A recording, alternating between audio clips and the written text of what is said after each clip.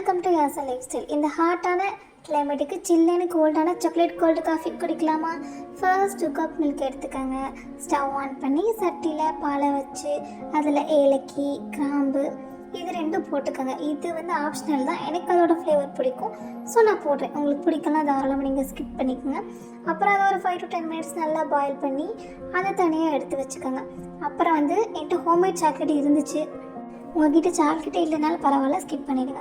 அப்புறம் ஒரு சட்டியில் வாட்டர் ஹீட் பண்ணிட்டு டப் பாயிலிங் மெத்தடில் ஒரு கிண்ணம் வச்சு 50 கிராம் சாக்லேட்டை நல்லா மெல்ட் பண்ணி அதை தனியாக எடுத்து வச்சுங்க. எனக்கு மெல்ட் பண்ண கொஞ்சம் லேட் ஆச்சு, ஒருவேளை ஹோம்மேட் சாக்லேட்னால என்னன்னு தெரியல.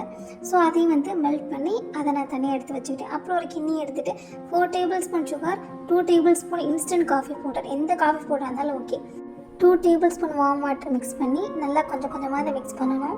உங்கள்கிட்ட விஸ்கு இல்லை கரண்டி இல்லை மிக்சியில் கூட நீங்கள் மிக்ஸ் பண்ணலாம். எனக்கு இந்த க்ரீமியான டெக்ஸ்சர் இது கொண்டு வரதுக்கு எனக்கு ஒரு 5லேருந்து ஒரு 7 மினிட்ஸ் ஆச்சு கரெக்டாக இந்த டெக்ஸ்சர் கொண்டு வரதுக்கு. ஸோ இதை நல்லா பீட் பண்ணிக்கிட்டே இருக்கணும். பீட் பண்ணால் உங்களுக்கு இந்த டெக்ஸ்சர் வரும். ஸோ எல்லாத்தையும் நம்ம எடுத்து வச்சிட வேண்டியதான் ஒரு சைடு.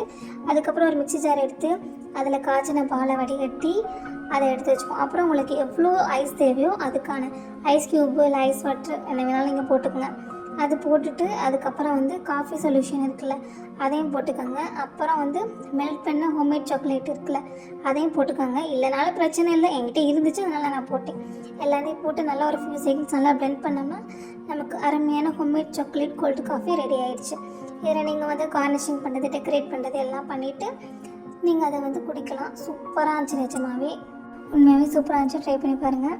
நம்ம சமைக்கிறது எதுவாக இருந்தாலும் அடுத்தவங்க வயிறு நிறையிறதை விட மனசு நிறையணும். So happy cooking.